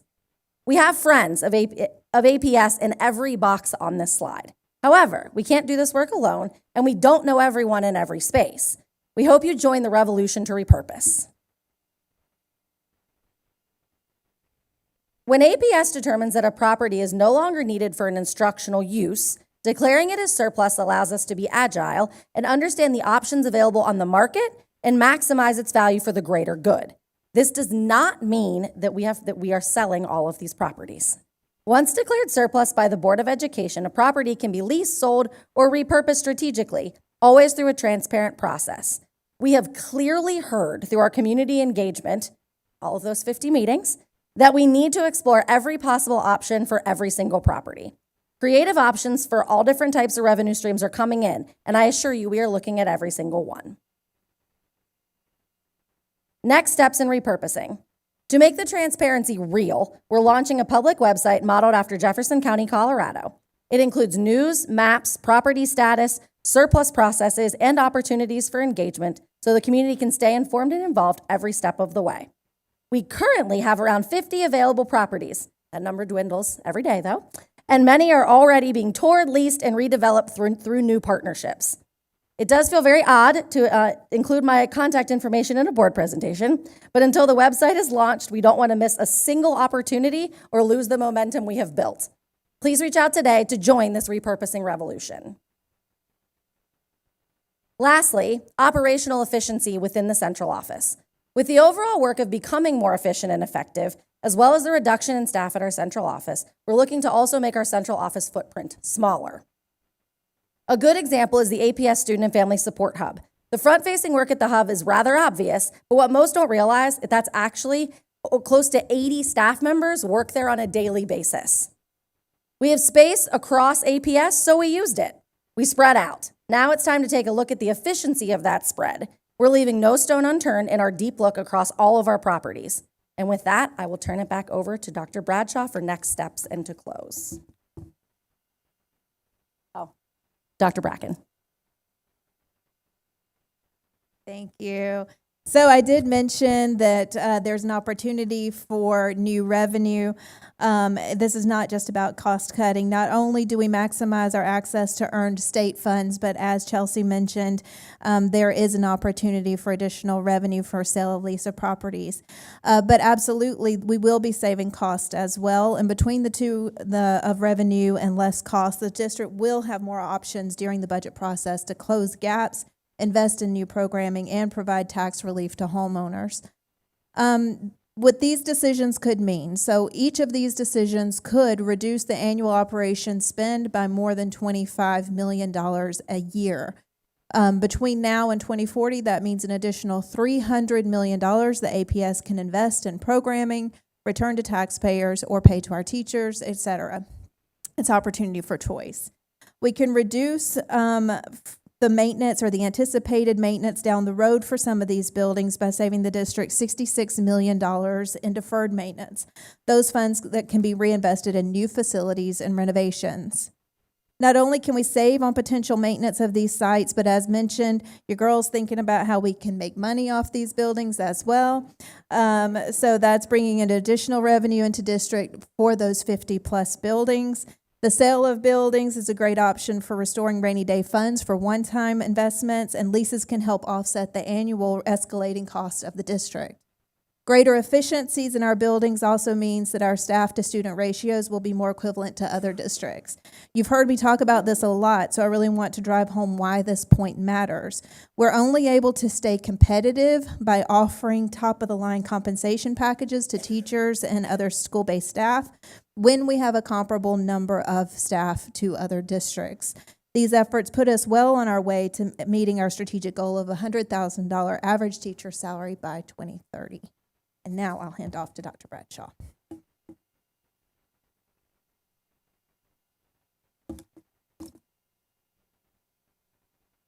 In closing, if the plan is approved, what are the next steps? The next steps will include completing a new survey to gather community input on, number one, a district-wide School of the Arts. We want to hear from the community about what they want to see with that new school. Number two, ideas about repurposing unactivated buildings. Chelsea just shared with you that we will host several meetings to make sure whoever's interested, they will have an opportunity. And finally, how to expand CTAE and workforce development program. We also will start planning for our eSPLOS. The timeline for eSPLOS planning begins in January. You notice the timeline in January through March, recommendations will be developed. In March through April, present eSPLOS plan to the board.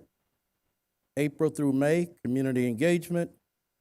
June 26, Board of Education approval for eSPLOS.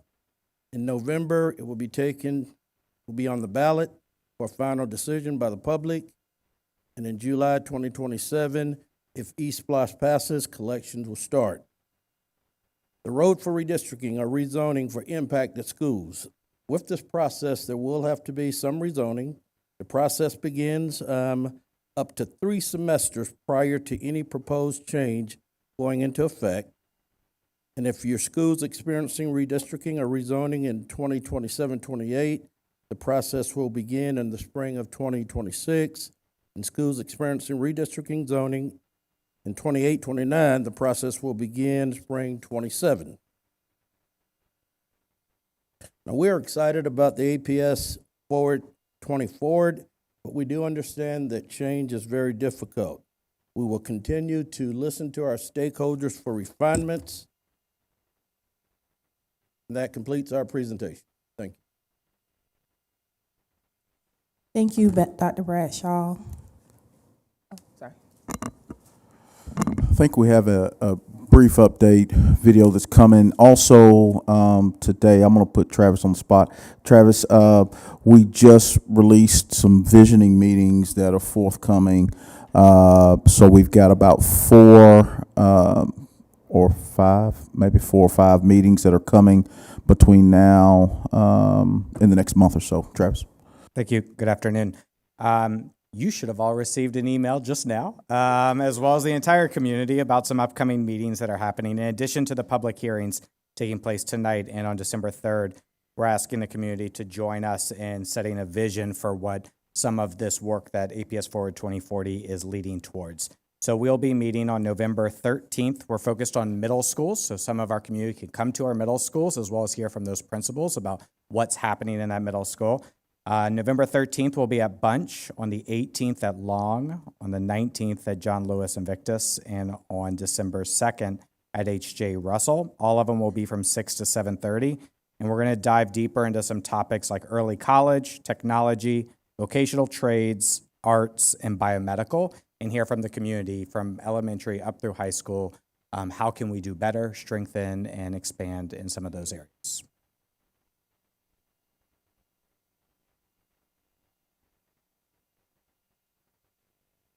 At Atlanta Public Schools, we believe in investing where passion and potential meet. That's the heart of APS Forward 2040, a long-range plan to reimagine what our schools can be, not just for today, but for the future. This isn't just about buildings, it's about possibilities, the same possibilities that fueled Dr. Alonzo Krim and Dr. Benjamin Elijah Mays. So let's talk about what's possible. Let's dream a little. We spent the last year listening. That's why during APS Forward 2040, we've hosted more than 50 public meetings, read over 7,600 survey responses, responded to more than 600 Let's Talk messages, delivered 9 task force updates, and welcomed nearly 30,000 visitors to our APS Forward 2040 website. And we've had countless one-on-one conversations across neighborhoods, schools, and community groups, because this process has been guided by thousands of voices, from families and educators to students and community partners. Look, I know change isn't easy. It brings questions, worries, and unknowns. I've walked these hallways. I've sat with families. I've been a principal. I'm also a parent here, so trust me when I say, I get it. But with change comes opportunity. And right now, we have the chance to build something better. Together. We ask our students what they want to be when they grow up. And through the U Science aptitude test, we've learned their #1 interest is in the arts. So imagine this, a district-wide School of the Arts right here in Atlanta, based at Carver High School. A place where students can earn college credits while studying design, media arts, and creative tech, with weighted preference for students from the Carver community. We're not just dreaming big, we're building a pipeline. From elementary STEAM programs to high school pathways that launch real careers, and that includes healthcare.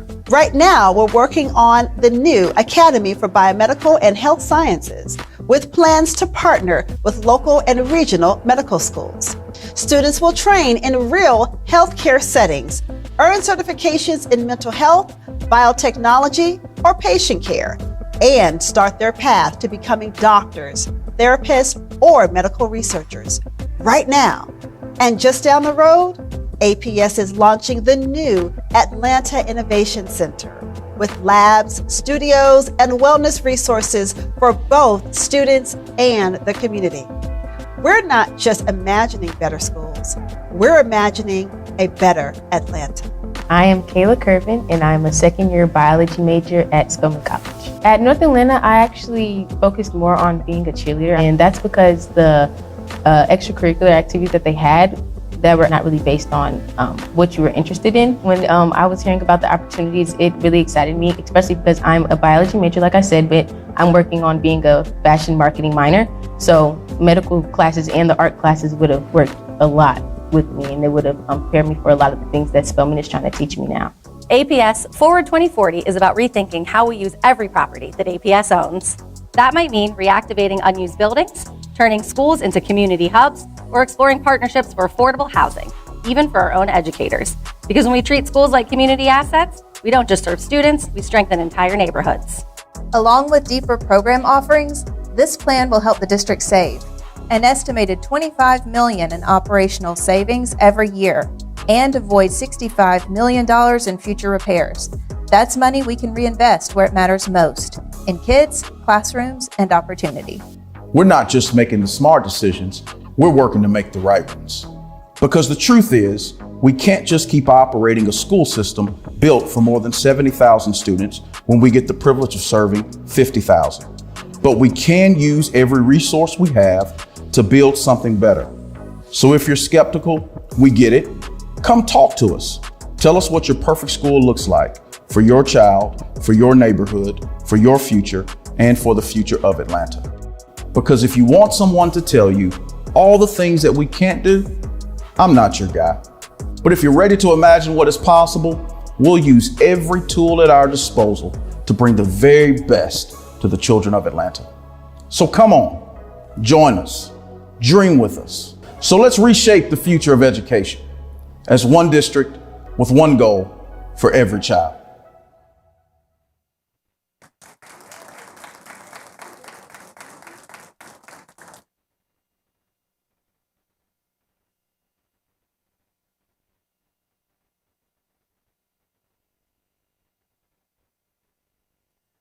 So thank you all for your presentation, your hard work, and your dedication to Atlanta Public Schools. I will now open it up for questions for the board. Okay. Vice Chair McDonald, Board Member Howard, Board Member Dr. Zeff. Oh, let me get my line up over here.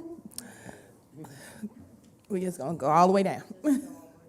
So I just want to give you all a very sincere thanks. I think it has been remarkable how agile you've been, how you've pivoted very quickly on a number of things. I know how often I have talked to Dr. Johnson. I don't think he ever dreamed of that when he accepted the role, that he would enjoy talking to all of us all of the time. But I know how many conversations I've had with my community over the 10 and a half weeks that we've been having these conversations. So you all did a lot to move the needle where we needed it moved, where it made sense. And I know that we're not 100% there yet, but I just couldn't be more appreciative of all of you. I mean, the leadership that we are seeing in the district right now, I've just never seen it to this level, and I'm so grateful for it. So thank you.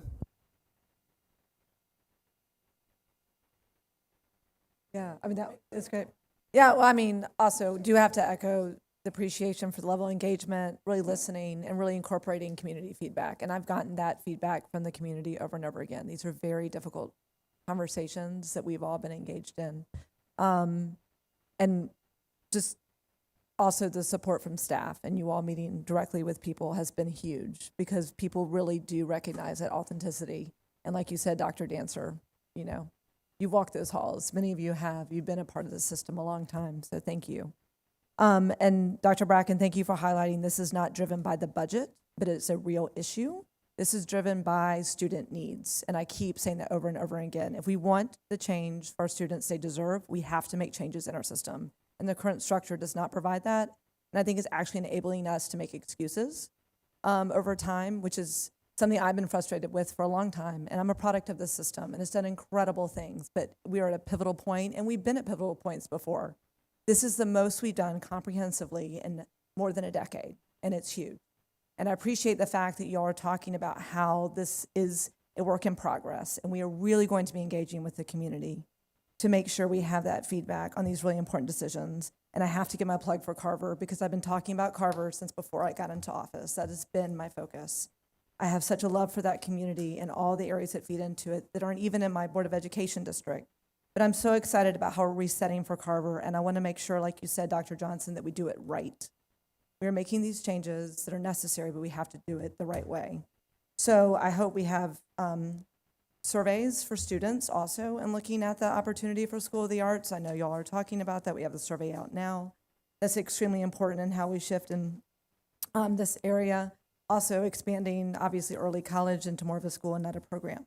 My question right now, real quickly, is when we're looking at prioritizing the repurposing of space, we're looking at communities that have gone through a lot, and they're going through even more right now.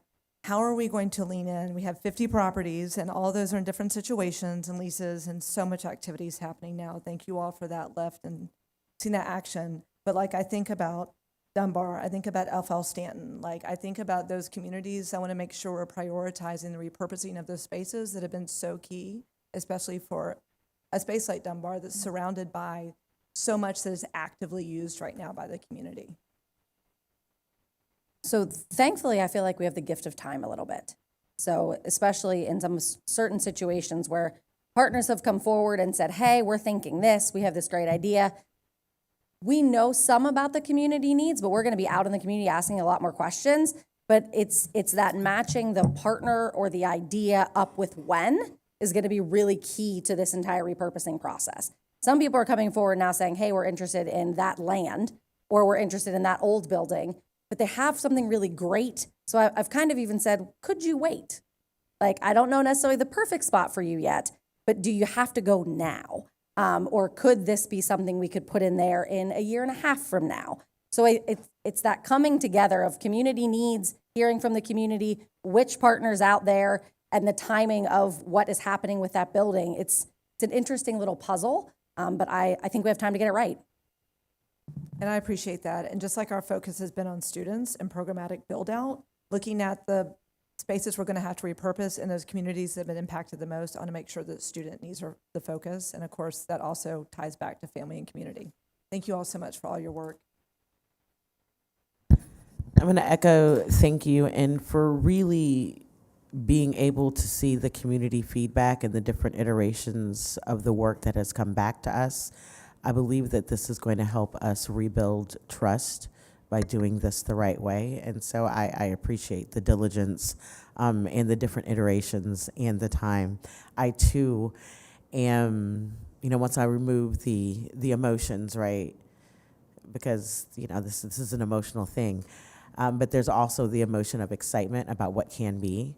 And I'm excited to see this next iteration of engagement on the repurposing. And to date, you all have delivered everything that you said you were going to do. You asked us to trust the process, and I'm going to continue to trust the process. Thank you. Just to echo, they say the hardest thing to move is a cemetery. The second hardest thing to move is a school. And you guys have done this by being diligent and sweating the details. And this hasn't come easy. You guys have earned the trust. I just say a yes or no question, because we get a lot of questions about these choice options that are coming down the line, and I'm glad to see these visioning sessions emerging.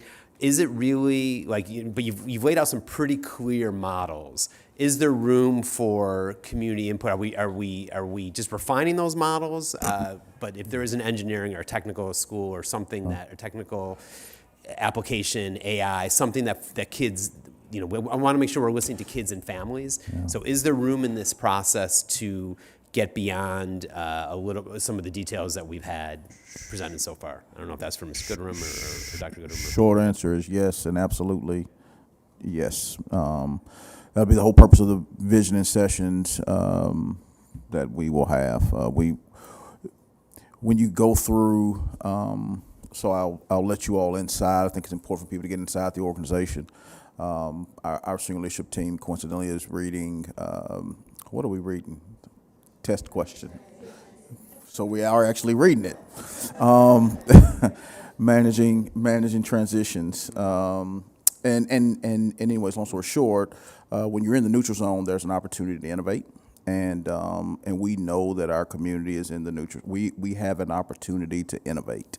And so we want to hear from folks. We know that, like, it's, you know, there's this ending that we know we're in for many folks as well, and we're in a neutral zone for many folks, and there will be a new beginning. And so as we're in this neutral spot, in between the ending and the neutral spot, we want to innovate. So we want the feedback, and we will leverage the input to make us better, much like this process. I'm gonna lean into it and say it. I don't know, Tracy kind of alluded to it, but there are no surprises with anything we've recommended. We're unapologetic about what we're, so what was there today, was there 2 months ago, was there in May or June or July, and we literally have just refined it every single time.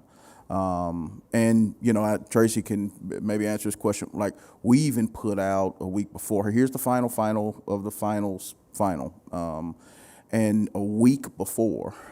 So we don't want to surprise people. We feel like that's how you build trust as much as you can. You have the hard conversations, you lean into it. And you can agree to disagree sometimes, right? That's a part of this process as well. But if we harness the energy, which these vision sessions will be a first step in, there are a lot of great ideas that we have heard that we 100% want to lean into as we go forward. Board Member Pace.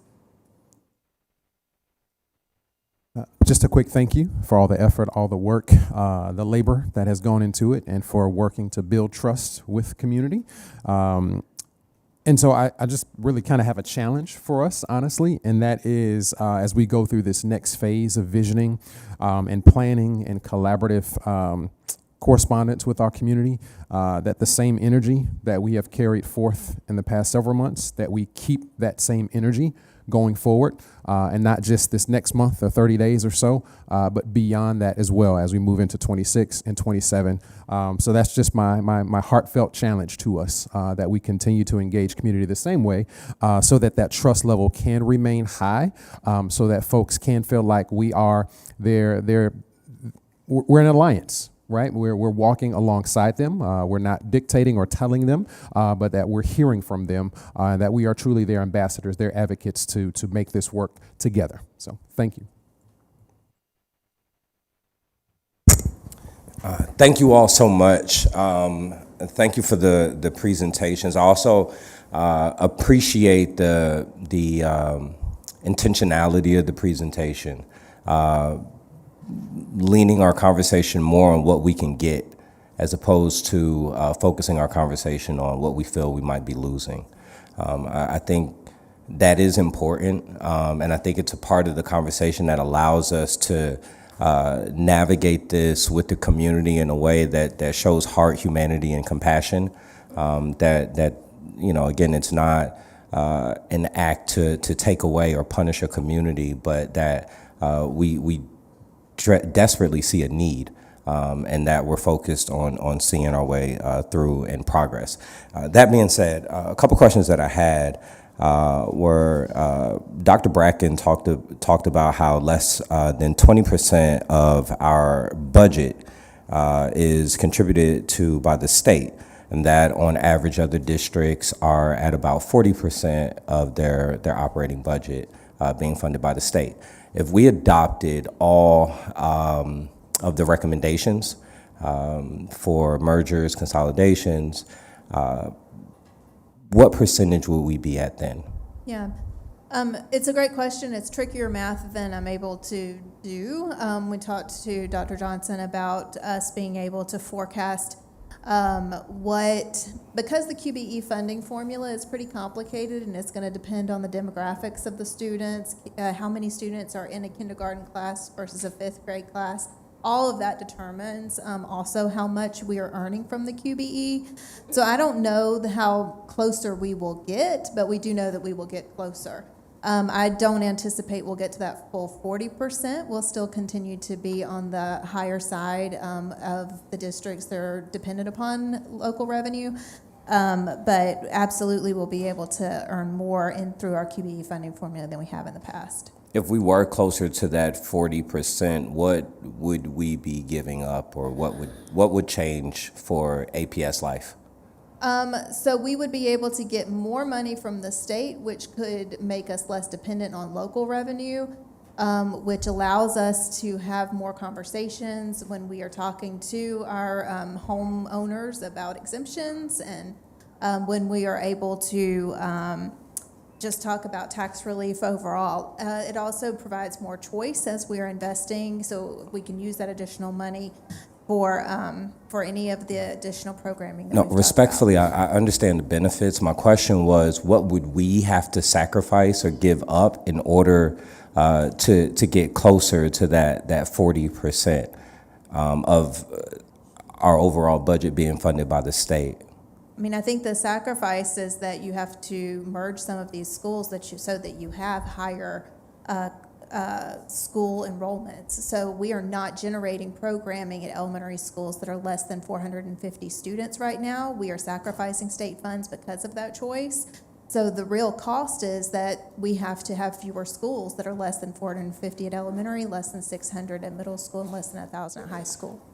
I'm not sure the slide number, but there was the header was better position the district for long-term sustainability and stability in the face of unknown economic pressures. And one of the blocks said to make staff and student ratios more comparable to other districts. One of the questions I get often, especially from fellow educators, is does that mean we're talking about reducing our teacher workforce?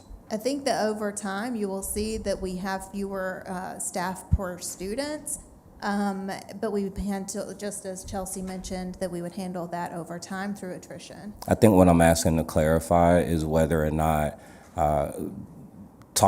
saying staff versus teachers or instructional staff are two different things, and I'm trying to use the same language so that we could just be transparent about what may come or what may not. Yeah. So let me.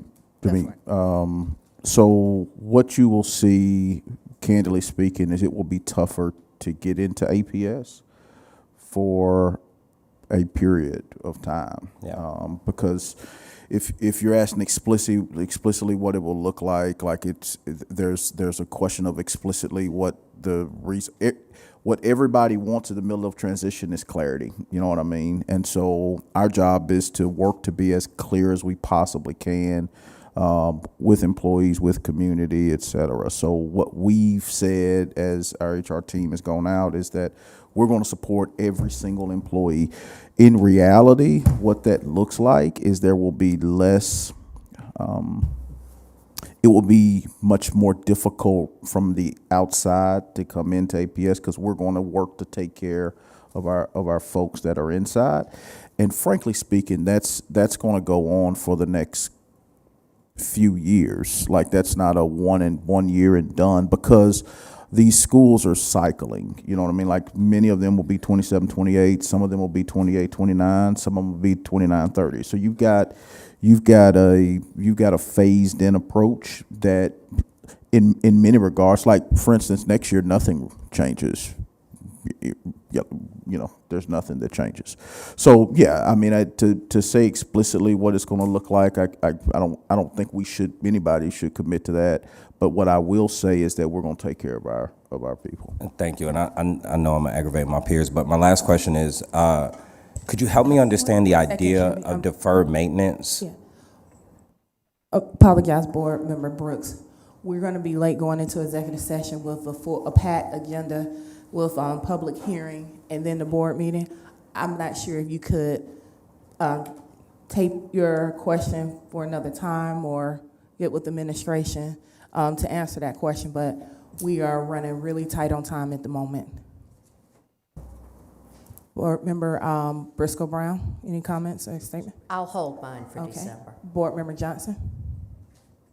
Sure, I'll hold mine, but I do want to say thank you to the administrative team for being available for the community meetings and to answer questions and be transparent. Thank you. With that being said, thank you everyone for your reports. Madam General Counsel, is there a reason for the board to retreat into executive session? Yes, Madam Chair, the board needs to discuss personnel, real estate, and legal matters. But before we go into executive session, I do want to remind everyone, we will be back here at 5:30 for the public hearing meeting regarding facilities. Is there a motion to enter into executive session to discuss student discipline, personnel, real estate, and legal matters? So moved. Second. Properly moved by Board Member Briscoe Brown, second by Board Member Brooks. All in favor say aye. Aye. Any opposed? Motion carries.